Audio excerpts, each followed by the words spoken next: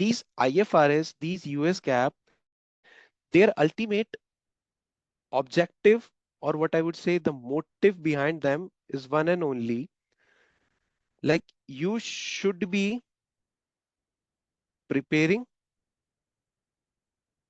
you should be presenting, and you should be reporting all of your accounting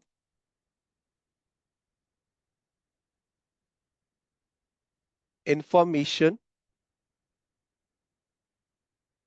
in a complete,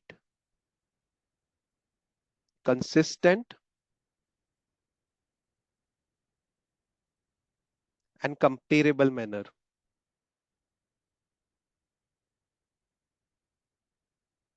Sorry. So, what is the ultimate one liner thing if I can derive out of this? Any country around the globe, why it focuses more on like the consistency or the comparability of all the accounting information in the world? The reason is, I told you just in my previous slide, the shareholders are the ultimate ones who are getting affected. So even if you can recall the case of Harsha Mehta, although it was something different, but a word which I can give you is trust. The trust of the ultimate, what I would be say, investor or the ultimate citizen of a country is getting affected by not presenting the financial information in a true and fair manner. The reason being, because the small retail investors are the ones who are getting deeply affected if any fraud or any scandals burst in a country. Because likes of Nirav Modi and all of these guys, the Malias, they are the ones that they will leave the country at the first stage. So guys who are left in a country, like the retail investors, are the ones who suffer the most. So any like regulatory body in a country. So in a for a country to have a sound financial system, they have a regulatory body. First of all, the regulatory body usually keeps it mandatory for almost all the organization, the financial organizations, to follow some standards. Reason being, if they are not following that particular path, they might be hiding something, first of all. And due to this hiding, there might be a situation that some fraud might be burst in the upcoming years. And ultimately, the shareholders' wealth will be eroded, and the financial trust, sorry, the trust of the people in the financial system. That way, the trust of the people in the financial system is altogether affected, because people won't be investing in stock market, or even people won't be keeping the money in banks, and they might be more interested in keeping the cash with themselves. And again, if you like recall our economics readings, the cash in the country would be increasing. The people won't be like more inclined towards spending, but rather they might be keeping the savings with them only. So I told one word, like the willingness. You can't change the willingness in the minds of the consumers or the banks. RBI can control the like the policies, but RBI can't control the willingness or the minds of the person whom they are catering to. So all of those things keep in mind, like the trust should never be shaken. Even if you see any Bollywood movie or Hollywood movie, their ultimate objective is that the trust of the people shouldn't be loose. Because if trust is loose, no one would come in investing in your company or even in your country if any FFIs are coming. So what happens, guys? I actually use some great terminologies over here, like the consistency, comparable, preparing, presenting, all of those stuffs. But guys, the ultimate objective, sorry, behind all of them is that there must be something for comparison. Because if we as a financial analyst are about to go, let's say, for buy investing or sell side investing, we might be having some 10 number of companies in order to choose. So by choosing, we would be doing some great analysis in our Excel sheets, and even a Tableau and all of those electric stuffs. So with coming of those end results, we are actually doing the financial analysis, and financial analysis is only possible when there is apple to apple comparison. They are on the same track, and there is a good comparison going in between them. So I'm using one more stuff over here. This is, sorry,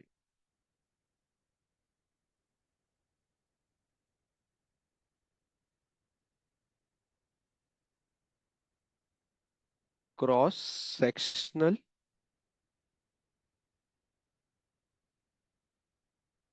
and time series. You can say it analysis or comparison. So have you heard about these words like cross sectional time series analysis? Anyone? These are used for comparison, I'm just saying.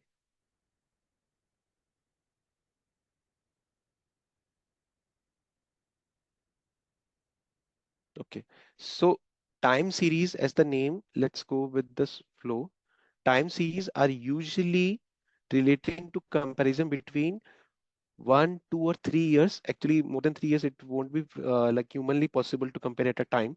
So for a same company, when you're comparing for more than 1 year, because comparison can't be for 1 year. So even 2 year, 3 years. So that is the time series analysis. So it might be for 2 years, let's say for same company for the year 2023, you are comparing it with the 2024, the revenue figures. So it's known as the time series analysis. The other is cross-sectional. So cross-sectional stands for across the companies, like Apple versus Samsung if you are doing. So it's something what I would be saying, it's a cross-sectional, like between two companies within the same year. Let's say you are using the same year, but between two companies for the year 2023. Okay, because 2024 annual figures are not yet out. So, and usually all the analysis in today's world are a combination of these two, because we usually do our analysis at least 3 to 4 years prior to the period for which we are taking an investment decision, and also for two or three different industry peers. So it's a combination of cross-sectional as well as a time series analysis. And due to this analysis, what we get something related to apple comparison, or you can say a uniformity approach. And when this uniformity approach comes, people around the world would be coming to your country, to your company, as the case may be, to invest, and their trust will be built because they are having like a notion, like all of those financial information is at least present in a true or fair manner.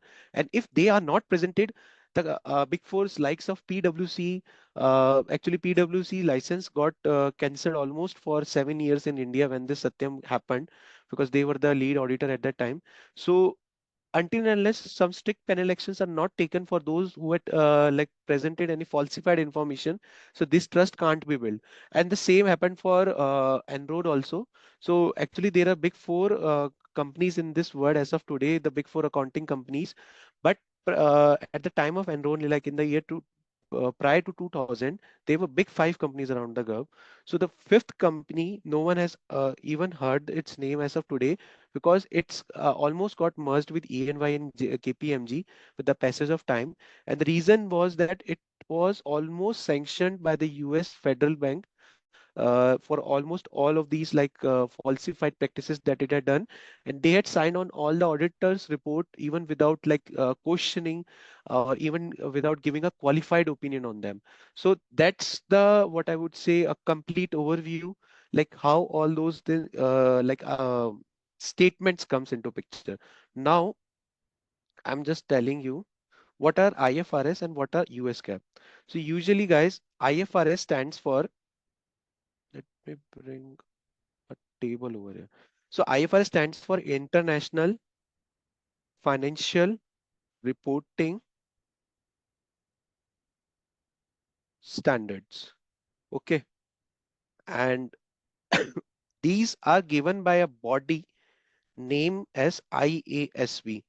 I think once you told, na? So the body name is International Accounting Standards Board. Okay. International Accounting Standards Board. And where it sits in England. The city is Canary Wharf,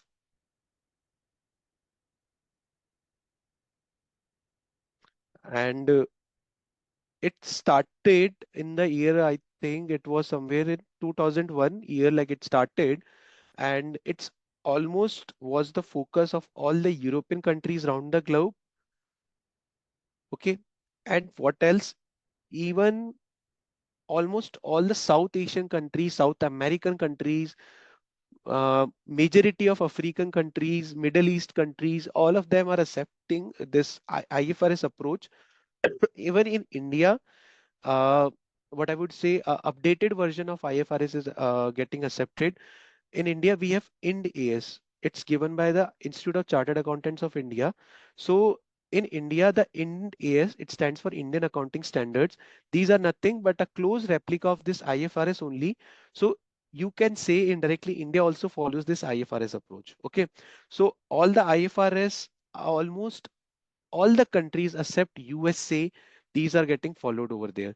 So this US gap, if I'm not wrong, the figure for this, it's close to 160 countries for this IFRS, if I can write. 160 countries around the globe which they are accepting.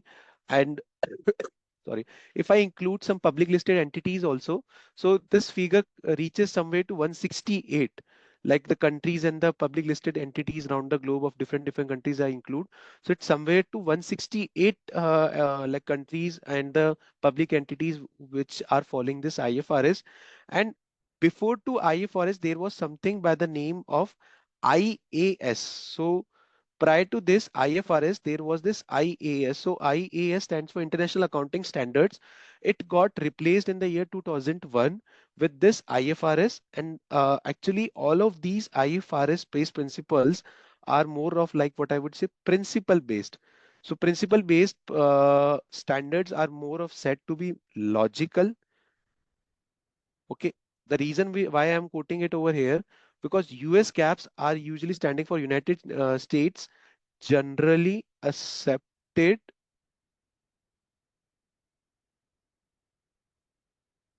accounting policies, or some says procedures. So it depends, but it's usually generally accepted accounting policies. And what its focus area is only USA. Actually, there was a time like Mexico, Canada, all of these countries were a part of this US cap, and even some European countries were a part of that.